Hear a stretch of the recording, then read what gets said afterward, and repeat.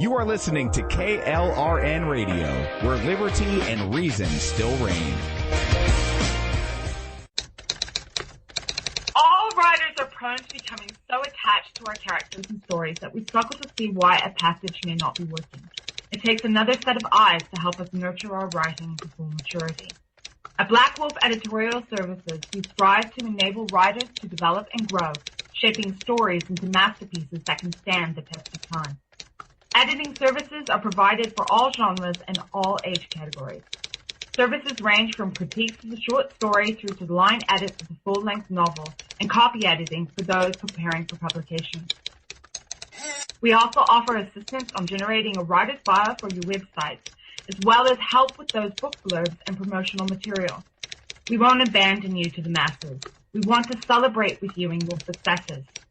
Black Wolf Editorial Services, nurturing your writing into maturity. For a full list of services and prices, visit us at blackwolfeditorial.com. Individuals and businesses with tax problems, listen carefully. Do you feel like you're losing control over your finances? If you owe over $10,000 in back taxes or have unfiled tax returns, we can help you take back control. The IRS is the largest and most aggressive collection agency in the world, and they can seize your bank account, garnish your paycheck, close your business, and file criminal charges. Take control of your tax problems now by calling the experts at Tax Mediation Services and take advantage of the Fresh Start program and new laws that may allow us to negotiate a settlement for the lowest amount possible. Our team of tax attorneys and enrolled agents can stop collections and get you protected so you can take control of your financial future. Tax Mediation Services is accredited by the Better Business Bureau. Call now for a free case review and a price protection guaranteed quote. Call Tax Mediation Services now at 800-610-9050. That's 800-610-9050. 800-610-9050. KLRN Radio has advertising rates available. We have rates to fit almost any budget. Contact us at advertising@klrnradio.com.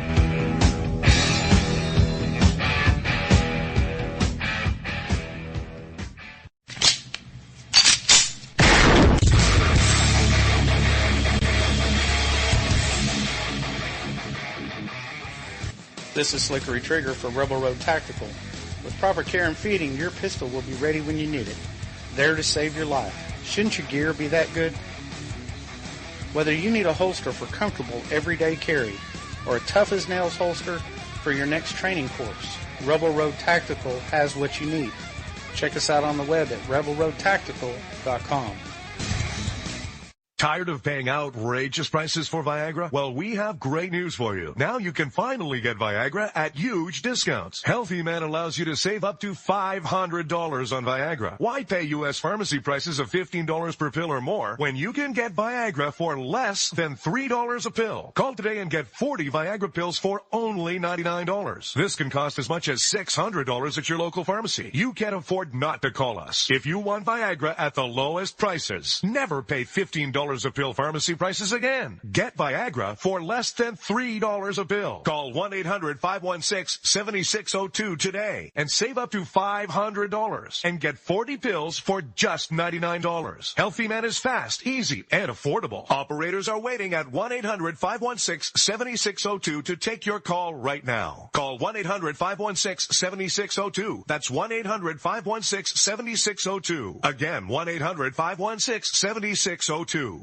The following message contains a special offer for listeners of this station. Are you a man over 40? Are you constantly looking for the nearest bathroom? Do you wake up multiple times a night to use the bathroom? Right now, Perfect Prostate is sending out free bottles of their groundbreaking new formula to listeners of this station. Perfect Prostate formula was developed by medical doctor Mitchell Fleischer, and its ingredients have been clinically studied to reduce your frequent nighttime bathroom visits and promote healthy urine flow. Right now, preferred customers get their first bottle of Perfect Prostate absolutely free. There's nothing to lose. Perfect Prostate is guaranteed to reduce that constant urge to use the bathroom, especially at night, and promote healthy urine flow. Don't wait. Call now for your free bottle. Just pay shipping and processing. Dial 1-800-675-0251. That's 1-800-675-0251. Supplies are limited. One free bottle per household. Call now. Dial 1-800-675-0251. That's 1-800-675-0251. Hey folks, I want to introduce you to a friend of mine, Dr. Richard Harden. We are on the same mission, which is waking up America.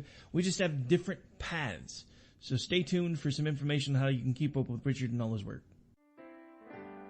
Visit Richard's website at raharden.com. That's the World Wide Web at RAHARDIN.com. At his website, you can see a summary of the 6 books he has written, where purchases may be made. He also has a link to 18 videos on YouTube and several blogs about Christian beliefs. If you prefer, visit Amazon.com/Kindle and type in Richard Harden to see and purchase his books. Every day, the men and women of the United States Marine Corps stand ready to defend the American way of life. The few, the proud, the Marines.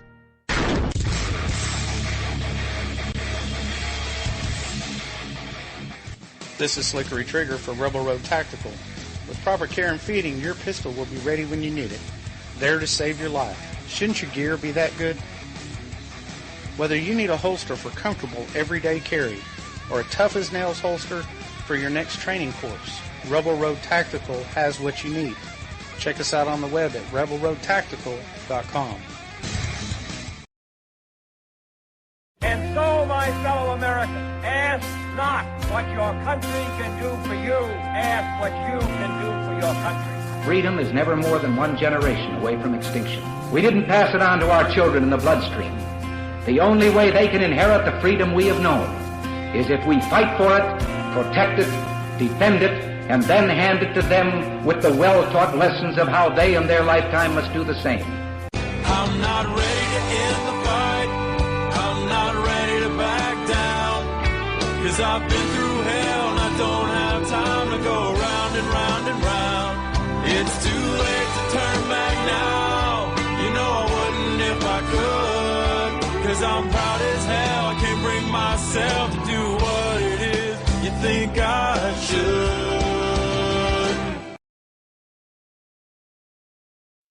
All right, folks, well, it's Tuesday, and it's also just a few minutes past the hour of 10 Eastern, right here on KLRNradio.com. This is the Jenn and Rick Show. We're coming to you live this evening. I am one half of the crew, Mr. Rick Robinson. She's the other half, Miss Jen Homestead. Good evening, ma'am. How are you? I'm doing pretty good. I'm glad that we have had the official Electoral College vote.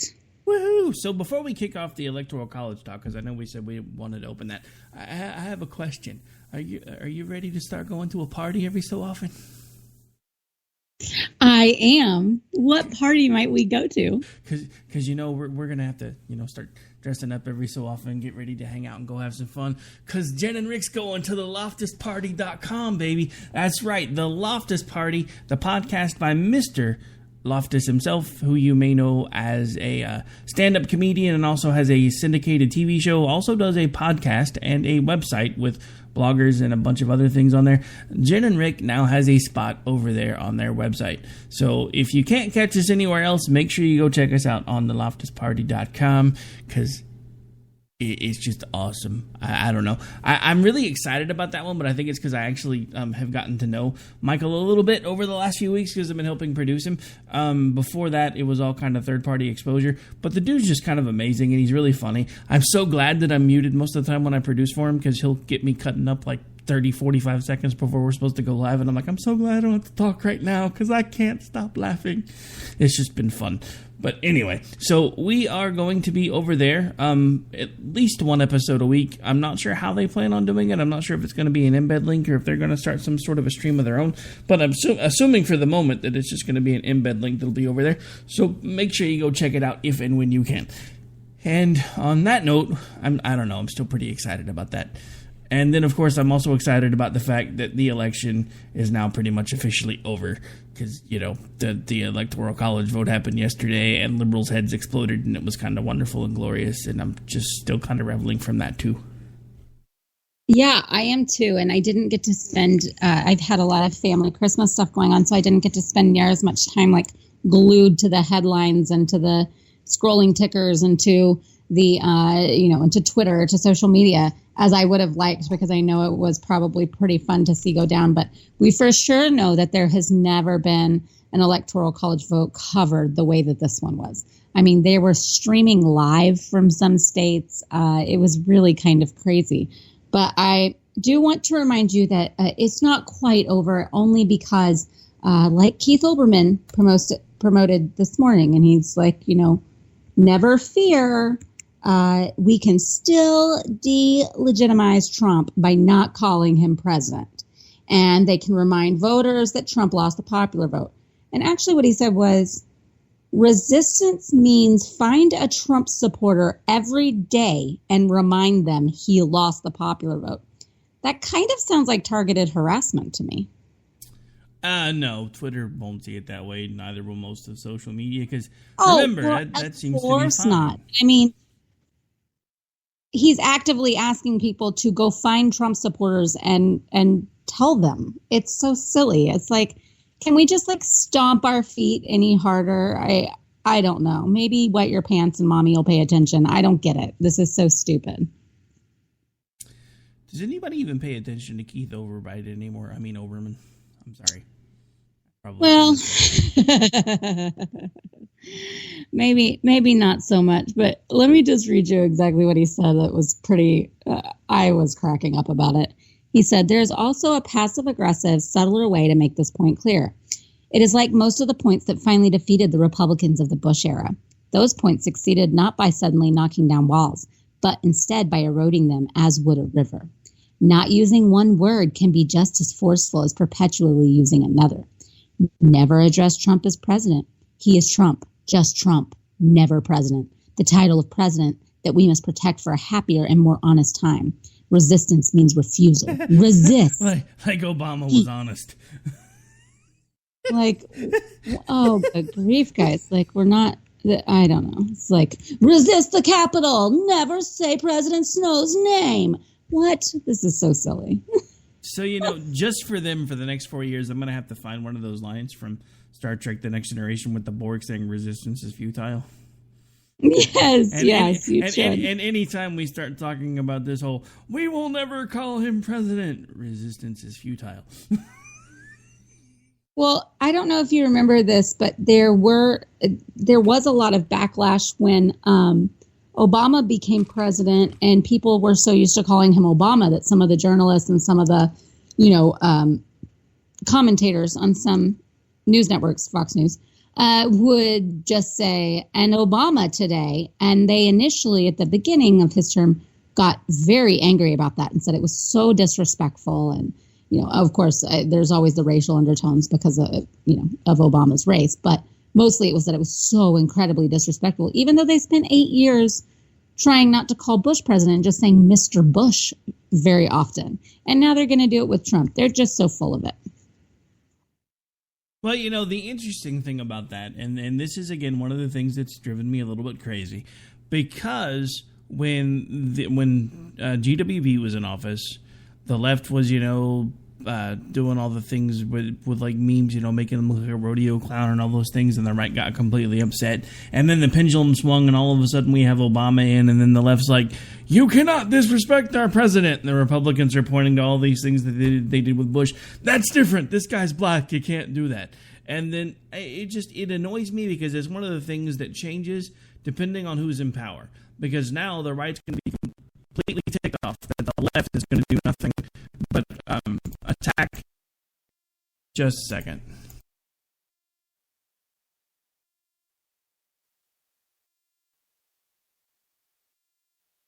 Anyway, now that I don't sound like Robbie the Robot, let's try that again. So, again, one of the things that drives me crazy is the fact that when the pendulum swings, all of a sudden things that were bad for the party that had power to do are suddenly good for, well, hang on, I'm saying that backwards. So when the parties that are in power, the opposition party, doesn't really like anything that the party that's in power does, and vice versa. So when the opposition party was speaking out against Obama, they didn't like it, they thought it was racist. Now the pendulum has swung, so now all of a sudden the opposition party is refusing to acknowledge Trump as president. They're going to speak out at him at every turn, and even though a lot of the right did the same thing with Obama, they're now going to become really angry over this treatment for Trump, and vice versa. And that's the part of this that I don't get, because we just spent the last 8 years basically hammering this guy every time he did anything stupid, which meant that we had lots to talk about. I'm afraid under President Trump, that's not really going to change, because, let's be honest. He's going to be president at this point. That's a foregone conclusion. But he won an election by behaving like a Twitter troll, live and in person and in your face. And now that that's worked, it's not ever going to change. That's who he's going to be for the next 4 years, because that's what worked. That's what got America's attention. And Trump is an attention hound. I could have used another word. I chose to be nice because he is going to be president. But simply put, he is someone who craves attention. So that is why he doesn't believe that any type of attention that he gets can be negative. And he proved that. Because look at all the negative press that he got, and he still managed to become president. He got, when it comes right down to it, he got even more negative press than Hillary Clinton, and somehow he still managed to beat her when nobody thought that he was going to be able to do that. So the fact that he managed to pull that off, and he's now going to be president, and he did so behaving like a Twitter troll, live and in person, it's just not going to bode well for us. I'm afraid it's not. I mean, that's just like Newt Gingrich yesterday started talking about the fact that Trump's cabinet should be exempt from, I don't remember exactly how he put it, but something about ethics laws should be changed for Trump's cabinet members and closest advisors to make sure they can't get in trouble. Why would you even say that? It's interesting. It's odd enough that it was said. It's even more odd that it was said by one of the only speakers of the House to ever be brought up on ethics charges. Just saying. Yeah, I'm really kind of over all of this.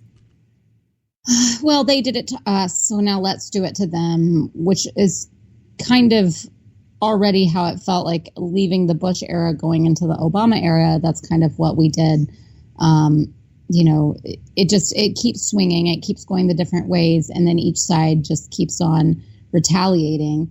I think that that's just the norm now, and everybody is hypocritical.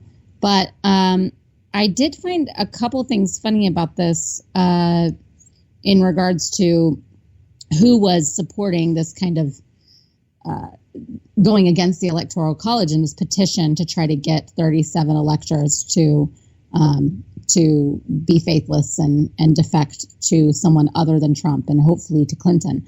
And a couple of them are different. One of Clinton's former spokesmen, Brian Fallon, said that it was a shoddy coup attempt that had zero chance of succeeding, and that it would lead to more Clinton electors defecting. And he was right. I mean, we had 5 electors defect from Clinton to another person, and Trump only lost 2. Trump, by the way, lost those 2 in Texas, which is kind of funny. But and then David Axelrod, former Obama advisor, said such a rebellion within this institution would have been destructive to the country, and he was not okay with it.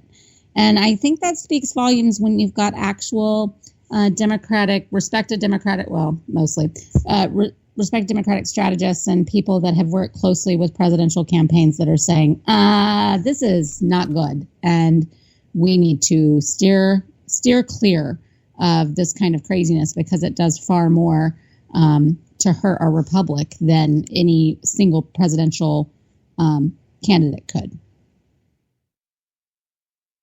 I mean, I don't really have anything to add there, because all of it. Oh, I have a good quote from Axelrod here. I forgot I was going to read. So he says, look, Alexander Hamilton conceived of the Electoral College and the Founding Fathers as a buffer against democracy run amok, as a safeguard against someone who is unsuited for the office to take the office. But it's never been used this way in the history of our republic. To have it happen now, despite the fact that Hillary Clinton won the popular vote and all that's swirling around with Russia and so on, I believe it would split the country apart in a really destructive way, and it would set this mad cycle in which every election, the Electoral College vote would be in question. And I think that's perfectly said. That's exactly right. And people that don't want to recognize the seriousness of that situation, if we did have more than just a few faithless electors, they don't understand how profound that would be and how utterly devastating to the future of our republic. Well, then I just can't help them. No, I mean, now let's talk about this for a second, and we may be backtracking a little bit, but just to go over this, because, again, it was something that was pretty prominent in my Twitter feed yesterday because of the whole election. And I guess one of the things that keeps being brought up over and over again is the Electoral College was actually an institution that helped perpetuate slavery, and it needs to be done away with because we can do the same thing with the popular vote now due to technology. And no matter how hard you try, you cannot make people that want to make that argument understand that, one, their premise is flawed, because the Electoral College was never had anything to do with slavery. The Electoral College was, again, a way to make sure that the actual premise of democracy could never run amok, because that basically is one of the things that makes us a republic instead of an actual full-fledged democracy. Now, a republic is still a form of democracy. I understand that. But when liberals use the word democracy, they're not talking about the type of democracy that we have. They're talking about this whole every vote should matter, one person, one vote, blah, blah, blah. And that won't work in our system, because if we did that, then there would wind up, by the time it's all said and done, be 4 specific states that would always be able to make up their minds about who was going to be president. And then if enough of the people that lived in those states agreed, that would be the person that was going to be president. And 9 times out of 10, most of those states swing blue. So the popular vote argument really will not work, because it leaves the majority of the country without the ability to have a voice.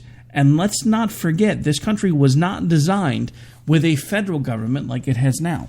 When these things were put in place, we had what was called a general government, which basically served 2 purposes. It was mutual defense and interstate commerce. Each state was its own sovereign territory. That's why the popular vote matters in each state, and that popular vote determines which group of electors get to go and cast the final votes, and the state gets to determine the rules for those particular electors. That is why this matters, because this system allows each state a voice. If we do it any other way, then there's going to be 90% of the country that has no voice in an election. Why would you vote if nothing matters? Well, right. And I had someone say to me, Texas makes sure that da-da-da-da-da-da-da. Said, okay, and if Texas was deciding how this country would be run, and everybody, and there was and it was against what a huge portion of the country and how the states were voting, then I would still be making this argument that the Electoral College protects you from Texas. But that's not the case. If the map looked mostly blue, except for a big red state of Texas, and let's say we had a lot more electoral votes like California does than we do currently, then I would agree. And I would say, yeah, that's not true. I like the result if Texas just wins it, but that's not the way this is supposed to go. So you can try to flip it around on me if you want to, but I'm still going to be logically consistent on this issue. And let's talk about the slavery thing a little bit. Alexander Hamilton designed this Electoral College. He wrote about it extensively in Federalist number 68, and then in a couple others that is referenced and further explained a couple times. And he was he almost did not agree for the ratification of our Constitution because it still included slavery. He was such a passionate abolitionist, and he so fully believed that African Americans, that the slaves were not inferior, should be free, should be a productive part of our society. And he had many friends that were black, and that he respected, that he consulted with. If you think that this man designed the Electoral College in order to protect an institution that he fought against all of his life, what are you smoking? That's crazy. So they've just rewritten the way that all of this is. And you can make the argument. I can see how you can say that this suited this suited the pro-slave states in a lot of ways in those early days. You can certainly make the argument that it made it easier for them sometimes. But to say that this is why it exists is absolutely false. And, quite frankly, it's pretty intellectually dishonest for most people that know better to say it and push that narrative in order to get an emotional reaction out of people to overturn it because they did not like who was elected president. I'm going to go a step further. Not only is it intellectually dishonest, but whoever's pushing that narrative is probably on some level intellectually deficient. And I'm not saying that to be mean, it's just the truth of it, because that they don't understand the history that they're quoting and twisting. Because again, anybody who understands Hamilton knows that he was abhorred by slavery. He actually didn't even want the Electoral College or the Constitution as it stands to exist unless we could do away with slavery first.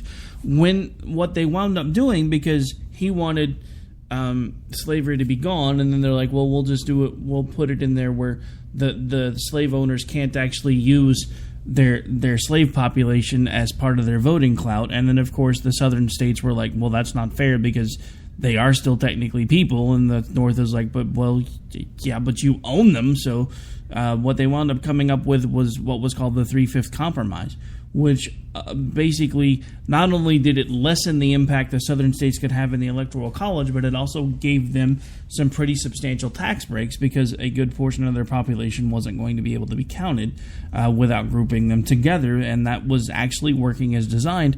Otherwise, all of these plantation owners would have had the ability to have all of these hundreds of thousands of slaves and have every single one of them count as part of the Electoral College vote, and that was what the founders were trying to get away from.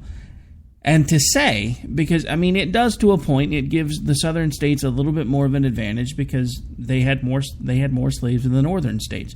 But to say that it was completely a southern issue, nothing could be further from the truth, because slavery was legal everywhere for a very long time, and there were slaves everywhere. That's just the truth of it. And despite what everybody wants to say, not every single slave was a black person. As a matter of fact, there were even people that were black that had slaves. Nobody talks about them. Nobody talks about the free black men that were all over the country as well. Slavery was not a single race. There were Chinese slaves, there were Irish slaves, there were black slaves, and there were plenty of black people that actually owned slaves. Well, I say plenty, it was probably closer to a handful by comparison. But that's the thing that I don't understand with all of these people that are making all these arguments about all these things that happened specifically bad to this one group of people, when it was kind of pretty much bad all over, really, when you want to stop and think about it. And it doesn't make me very proud of my past, knowing that I understand how this history works, especially knowing that part of my bloodline is actually Native American. So there are plenty of things that I have that I can look back on and say, man, I really wish that would have went a little bit differently. But I can either dwell on that and get all wrapped up in it, get angry and stay angry all the time and talk about how unfair life is because my ancestors were basically rounded up and forced to take this very long trek into the middle of nowhere and say, hey, this is your land. Oh, never mind, we want it now. Or I can move forward. And the reason I'm going into this bit of a segue, because one, we're about to take a break. Two, this will actually be most of the show next hour on America Off the Rails. We're going to be talking about this whole inferiority-superiority complex with races that seems to be going on. So it seemed like a pretty good segue. Just saying. So anything else you want to touch on before we take a break real quick? I was just going to say that I think it's important for everyone to remember to not be drawn into this 3/5 number about the 3/5 compromise. Sometimes it gets portrayed as, they only thought that blacks were 3/5 of a person. And that wasn't true. It was talking about a slaveholder, and how all of their things, this was considering taxes and what would be, and also representation in the House and in the Electoral College, of course, because we do it like the House. The idea wasn't that, let's just make this Electoral College to do this way. It's that they were doing it proportionally the way they already were in other areas. And so this 3/5 of all other persons, 3/5 of all other persons. And that had to do with the burden of taxation on the slave states, because they were going to be taxed for not only number of persons, but then wealth accrued. And because the slaves would have counted as property, then that would make their wealth seem vastly larger than what it actually was in liquid form. And so they would owe, a disproportionate amount of taxes than the northern states. So they were trying this 3/5 compromise, so they only counted as 3/5 of all persons, and then the other 2/5 were what could be counted into the property numbers for taxation. It's a really kind of confusing and interesting period of history, but it's not quite as cut and dry as I think we sometimes oversimplify in our history classes, and what the narrative keeps going with about what it had to do with. And it was so wrong, but like you said, the institution of slavery was very normal worldwide at the time. And it was all different kinds of people and races. And it just so happened that we were being shipped a bunch of Africans that were being sold by other Africans, unfortunately. And luckily it was a dying institution, and 100 years later it was gone. Yeah, it's the interesting thing about that, because if you actually talk to people from Africa, they wonder what all the hubbub is, because they understand their history apparently a lot better than their American counterparts do, because when you talk to them about the black folks that are over here, they usually laugh and they're like, yeah, our ancestors kicked their butts, sold them off, and then they wound up living in a much better country than we did for a very long time, so I'm not quite so sure why they're angry. And I've actually heard that from more than one person actually here from Africa who happen to be friends of mine. That are like, it's just interesting to get other perspectives, because it kind of puts all the whining and everything else into an entirely different perspective. Speaking of whining, when we come back, we're going to be talking about Lena Dunham and the fact that she's managed to put her foot in her mouth again. This is Jen and Rick. We're going to take a really quick break, pay some bills. We will be right back. And so, my fellow Americans, ask not what your country can do for you, ask what you can. You are listening to KLRN Radio, where liberty and reason still reign. All writers are prone to becoming so attached to our characters and stories that we struggle to see why a passage may not be working. It takes another set of eyes to help us nurture our writing to full maturity. At Black Wolf Editorial Services, we strive to enable writers to develop and grow, shaping stories into masterpieces that can stand the test of time. Editing services are provided for all genres and all age categories. Services range from critiques of the short story through to the line edits of the full-length novel and copy editing for those preparing for publication. We also offer assistance on generating a writer's bio for your websites, as well as help with those book blurbs and promotional material. We won't abandon you to the masses. We want to celebrate with you in your successes. Black Wolf Editorial Services, nurturing your writing into maturity. For a full list of services and prices, visit us at blackwolfeditorial.com.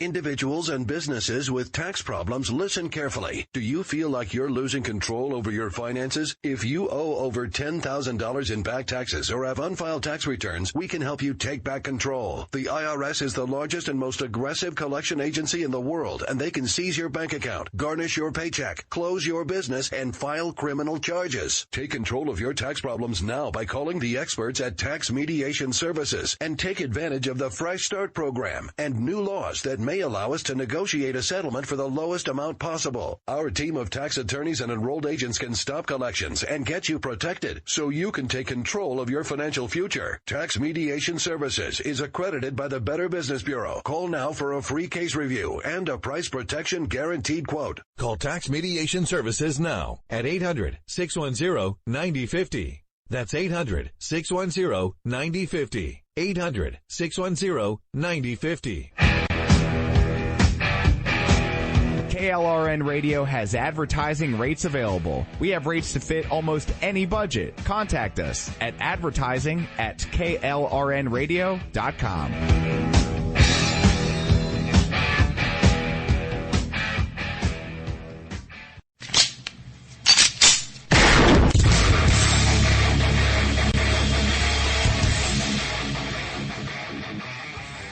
This is Slickery Trigger for Rebel Road Tactical. With proper care and feeding, your pistol will be ready when you need it, there to save your life. Shouldn't your gear be that good? Whether you need a holster for comfortable everyday carry or a tough-as-nails holster for your next training course, Rebel Road Tactical has what you need. Check us out on the web at rebelroadtactical.com. Tired of paying outrageous prices for Viagra? Well, we have great news for you. Now you can finally get Viagra at huge discounts. Healthy Man allows you to save up to $500 on Viagra. Why pay U.S. pharmacy prices of $15 per pill or more when you can get Viagra for less than $3 a pill? Call today and get 40 Viagra pills for only $99. This can cost as much as $600 at your local pharmacy. You can't afford not to call us. If you want Viagra at the lowest prices, never pay $15 a pill pharmacy prices again. Get Viagra for less than $3 a pill. Call 1-800-516-7602 today and save up to $500 and get 40 pills for just $99. Healthy Man is fast, easy, and affordable. Operators are waiting at 1-800-516-7602 to take your call right now. Call 1-800-516-7602. That's 1-800-516-7602. Again, 1-800-516-7602.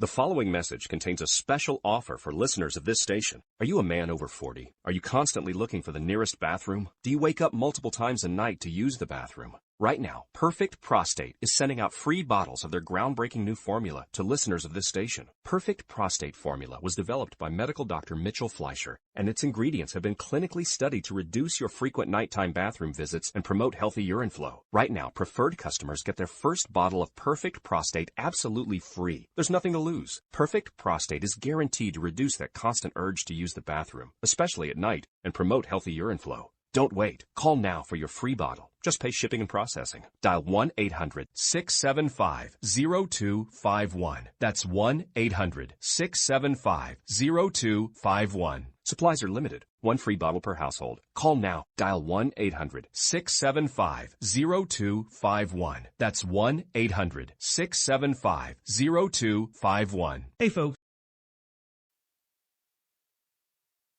It's too late to turn back now. You know I wouldn't if I could. 'Cause I'm proud as hell. I can't bring myself to do what it is you think I should.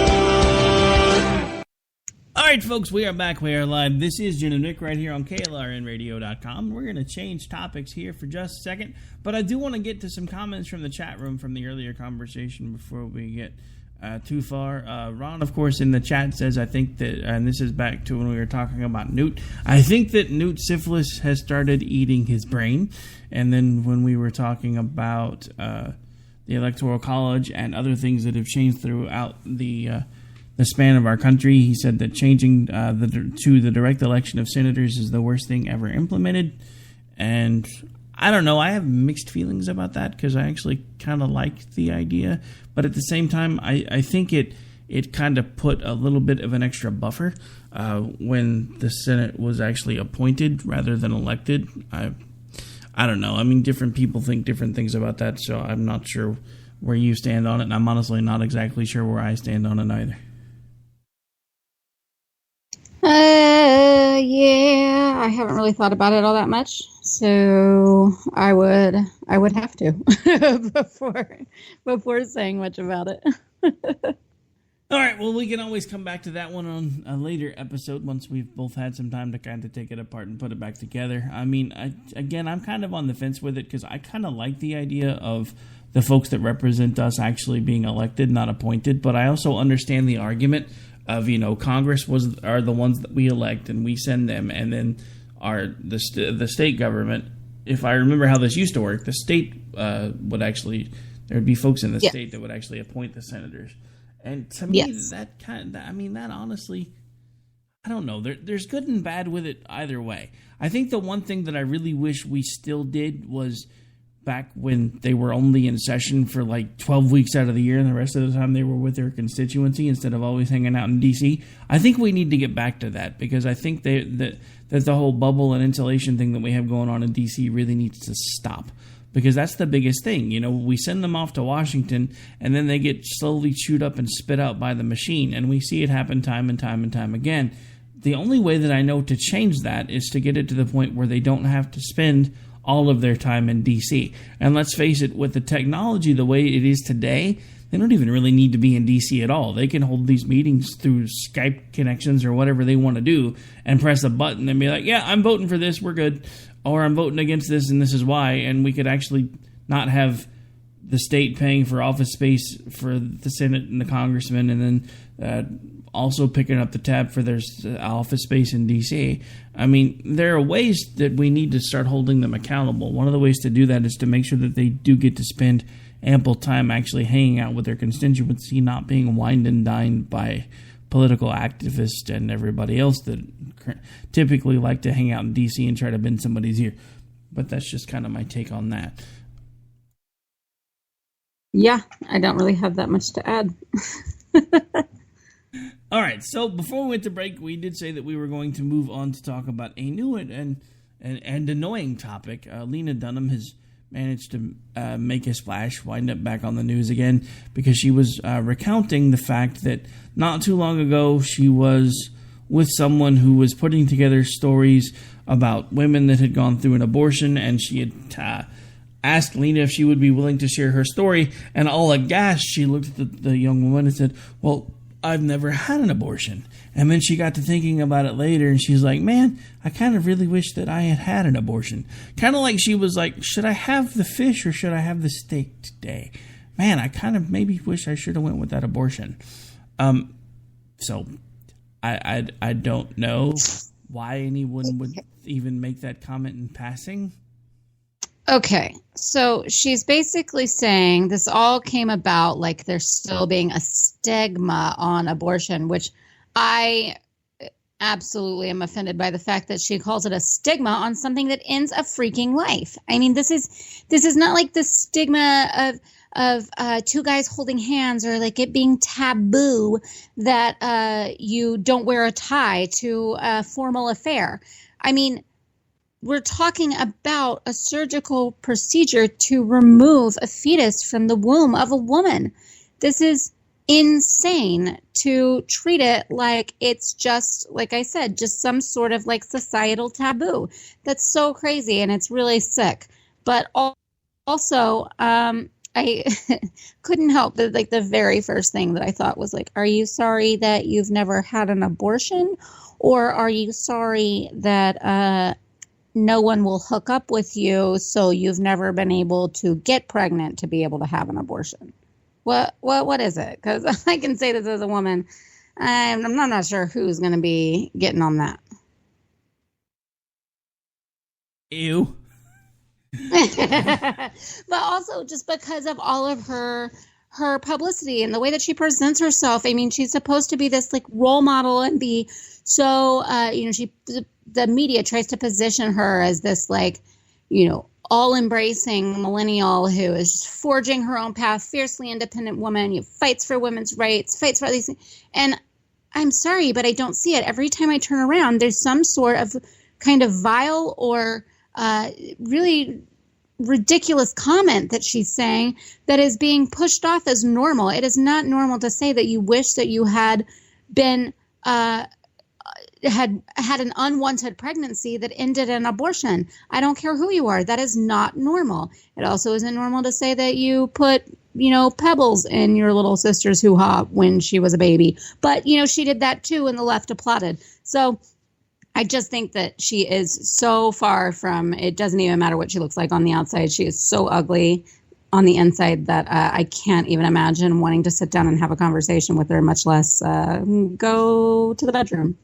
So anyways, she's celebrating. She's kind of sitting here saying, I wish I hadn't had safe sex, and I wish I had made a terrible decision, and I had been impregnated so that I could have this abortion, so I could feel like I was in solidarity with all of these other women. And they're so brave and they're so amazing, and I just am so proud of them for doing what they did. And she regrets that she's not a member of the club. It's so disgusting. And she's somehow blaming it on the fact that she has let society's stigma of abortion creep into her own brain. And so she needs to reject that. So don't be surprised if we hear in the next 6 months or something about her having one. Like, she's gonna go get pregnant so she can have one, so she can join the club. It's crazy. Yep, gotta join the club, yo, because, and she feels bad because she didn't have a story to share. Look, I mean, again, we've talked about this before. The genie's not ever going to go back in the bottle. I understand that. No. But when you have people that are making stupid comments like this, just because she felt bad because she couldn't share a story of solidarity because she herself hadn't had an abortion, come on, I'm sure she probably knows someone who did. Maybe you could have shared that story. And the interesting thing about this, and this was something that somebody brought up to me today, all of these people that are touting abortion, that are saying it's this great thing, that it's a woman's choice and they have the right to choose, and that, hey, a baby isn't a baby until it's outside of the womb, so what's the big deal? Do any of these people have friends that have lost children while they were still in utero? And did they mourn with them, or did they say, hey, you know what, it's just a clump of cells, no big deal? I'm just curious. Get over it. Because I don't understand the logic. Because why is it that when the child is still inside the woman, if they want the baby, then it's a baby. But if they don't, then it's a clump of cells. I don't understand the logical disconnect. And this is going to make people sound like I'm coming from the Stone Age again. But if death can be tracked and traced, and it goes so far as to say when your heart stops, then essentially you die. We know this. This is scientific fact. So why is life not the same? When you can find a heartbeat and you know that there is an organ sitting there pumping blood to what will eventually be a fully formed brain and a fully formed person, why is that not considered alive? I don't understand. The most recent thing that I've had is that it is alive, but it's more like a parasite, and it's an unwanted, unwelcomed,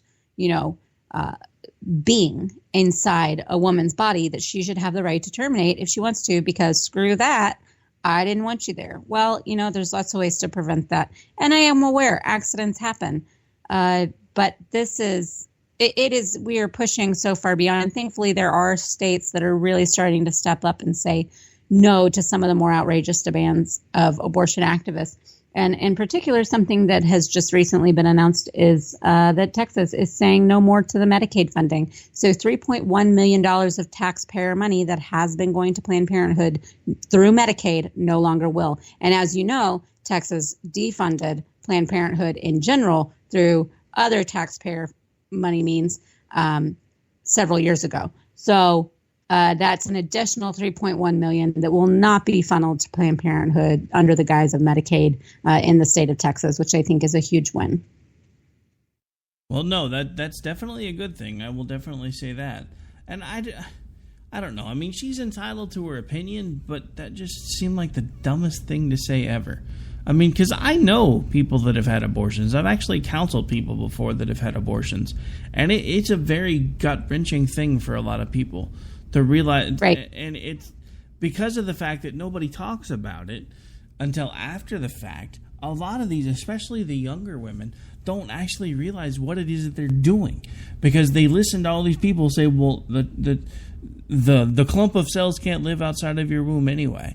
So this isn't a person.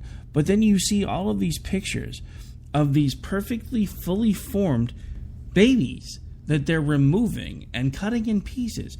Because even some of these later term abortions that are still within the time frames that are legally allowed, when that child is removed, it is a child. It looks exactly like a child. But these people are told from sex ed class on that it's nothing but a clump of cells until the day that it leaves your womb. And you mean you're shocked that it doesn't look just like an amoeba? Or like a slug? Well, I mean, that's what we're told, isn't it? Right. But that's my thing. That's what I don't understand. Why is it so okay to lie to people just to push a narrative?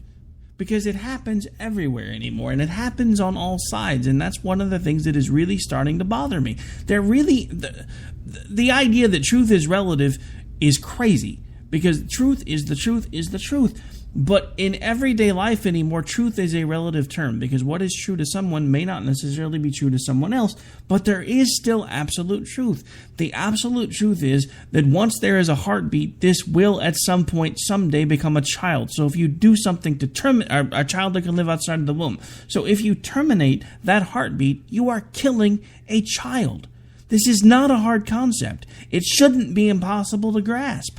But we have people that are told from 5th grade on that, oh, don't worry about it, because as long as it's still inside you, then it can't live anyway. So it's just a clump of cells. It just magically turns into a baby as soon as it exits. I mean, I don't understand the disconnect, and I don't understand why it seems to be okay to murder children. And again, I understand the genie is never going back into the bottle. I don't want this to go back to dark alleys and rusty coat hangers. I just want it to be as Roe v. Wade intended, because there were 3 very specific things. It should be safe, it should be legal, and it should be rare. The last thing abortion is right now is rare. And when you have, I mean, think about this from a role model perspective. Lena Dunham just told everybody that she wished she would have had unsafe sex, gotten pregnant, and had an abortion. Yep. How many kids did she just influence with that statement? Yep. Because she believes that it's a societal good. A societal good. So be proud of yourself. Actually, I mean, unfortunately, to some people, this screams, be proactive in trying to put yourself in a position to have one, because you will be like a part of the club, and it's part of societal good. That is so scary. It's so unnecessary. And when we're talking about how this, keeps influencing our younger generations and what they're growing up to think. And like you said, they're just being pushed this narrative of clump of cells, clump of cells, clump of cells, or to the young men, you don't get to have an opinion. You don't get to think twice about it. Don't you dare say anything. Otherwise, you're a misogynist, you're sexist, and you're a complete idiot. And don't you dare have an opinion about any of this, which I think is also an extremely damaging message to be sending our young men. But a lot of people that are on the abortion activist side, this is part of what they really think. And like you said about the disconnect, there is such a logical failure here, but I don't think it's because there really is. I think it's because it's what they have to say.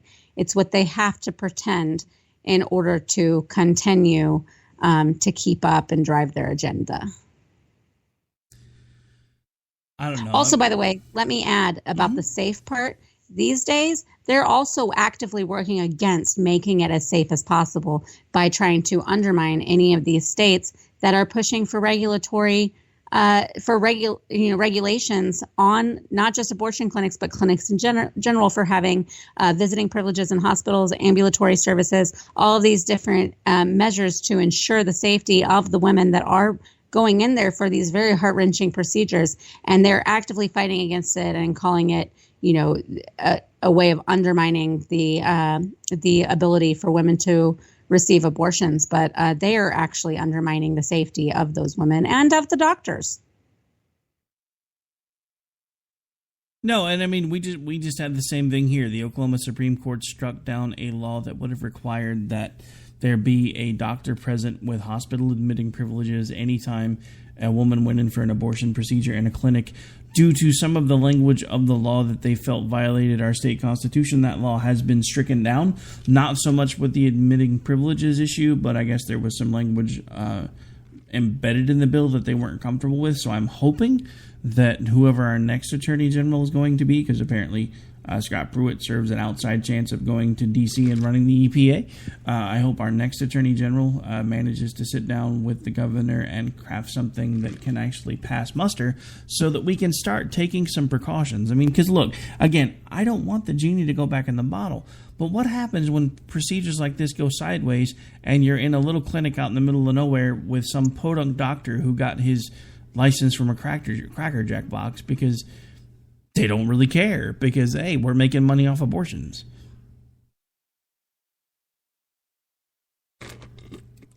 No, that's exactly right. I mean, it does open up a lot of ways in which women can be hurt. And like you said, from practices that don't quite have their crap together, which unfortunately happens at clinics. It does. It happens all over all the time. I don't know. The whole thing, I saw that today, and I swear I'm sitting at the day job, and it had gotten to the point where it slowed down, so I had a little bit of time to open up Twitter, and that was the first thing I saw. And I'm like, dude, she looks like she's seriously trying to decide if she should have had plain potato chips or Doritos. And she's talking about she wishes she would have had the opportunity to end the life just so that she could share the story and be a part of the club. That is a mental illness. I mean, I am sorry. I'm not trying to speak disparagingly about anyone at this point, but that is the truth. If you are looking at a past experience in your life and saying, man, I wish I would have been able to have an abortion so I could have shared a story with her and felt like I belonged, when really the issue is you realized that when somebody said, hey, you should share your abortion story. What? I've never had an abortion. Oh, wait, I shouldn't feel like that's wrong because I'm someone that is actually trying to stand up for women's rights. So dang, it's too bad I didn't have an abortion. When she realized, because what happened, and she talks about this in the article, when she had specifically been asked, hey, do you want to share your story about an abortion that you've gone through? And her gut reaction was a gasp, and she's looking at the young lady saying, I've never had an abortion. Why would you? And then the logical disconnect kicked in, because she couldn't understand why her gut reaction was to be offended by the fact that she hadn't had an abortion, because she's someone who stands up for women's rights on a daily basis. And I get that.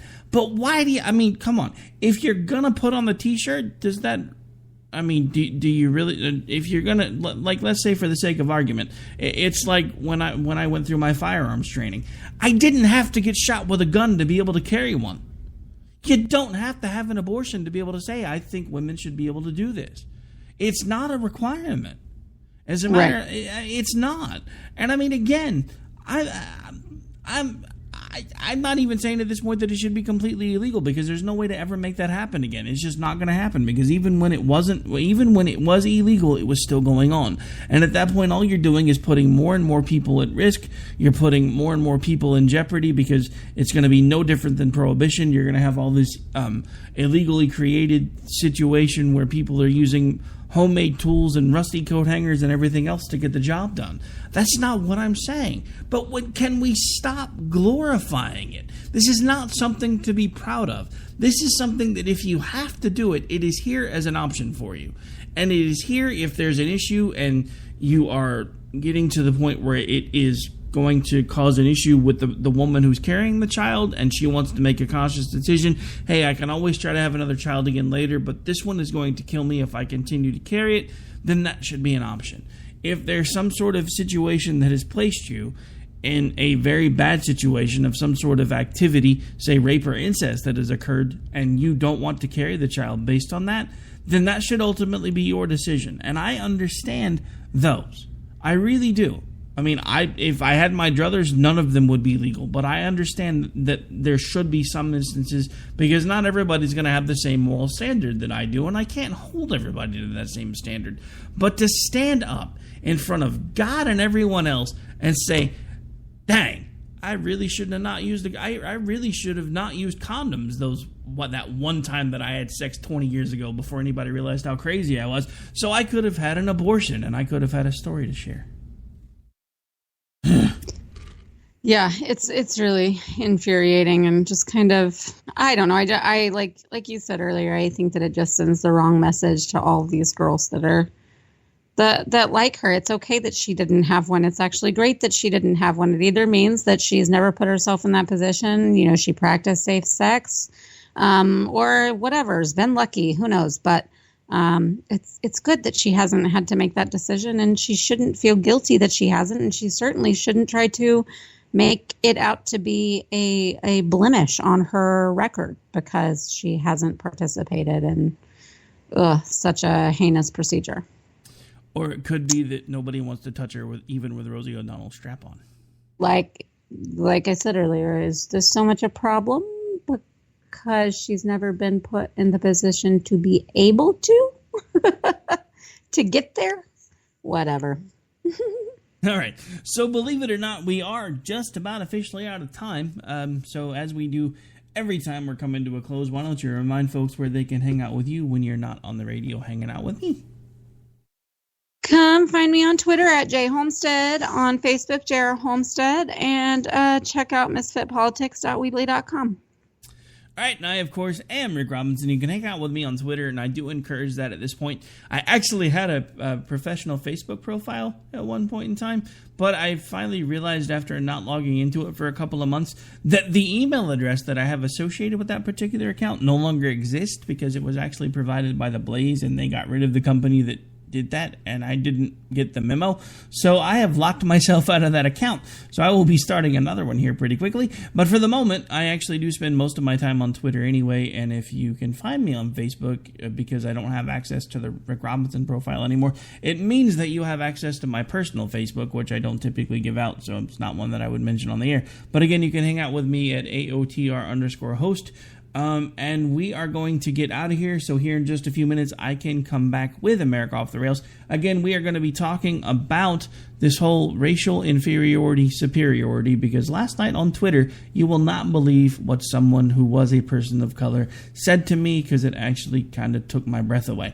But we'll be right back with that here in just a couple of minutes. And again, we will be back this Thursday for our last normal night of programming right here on KLRN, getting ready for Christmas. So we're going to take a break from the usual stuff for Friday, Saturday, and a good portion of, actually probably all of Sunday. I will probably put together a Christmas episode of America Off the Rails to put up, but it obviously will not be live because it'll be Christmas night. But anyway, we will deal with that later. So we've got to get out of here. Again, want to thank my co-host Jen for hanging out with me, and we'll be back on Thursday with a very special guest co-host, Mr. Dan Wright, who hangs out with me usually on Friday night. Since we are not doing a Robinson and Wright this week, he's going to hang out with us for that hour. And then again, just in case we don't get a chance to say it to you again, hope everybody has a great, happy, healthy Christmas, that you get to spend some time with your family, and Happy New Year. Take care, and God bless. Ask not what your country can do for you. Ask what you can do for your country. Freedom is never more than one generation away from extinction. We didn't pass it on to our children in the bloodstream. The only way they can inherit the freedom we have known is if we fight for it, protect it, defend it, and then hand it. All right, just realized I forgot something. So before I actually shut this down, we're also going to have a second stream running. I believe it starts Friday night all the way through Christmas Day. And it will be running your favorite Christmas songs. So if you have any favorites you'd like us to try to run, feel free to hit us on email, or you can actually go to the website and or go to the chat room. Just drop it in there. People check the chat all days, all times anyway. So, and the stuff never really goes away. So just take a second, click on the chat room link, drop your favorite one in there. We'll see if we can get it thrown in the mix. And on that note, folks, we are officially out. Take care.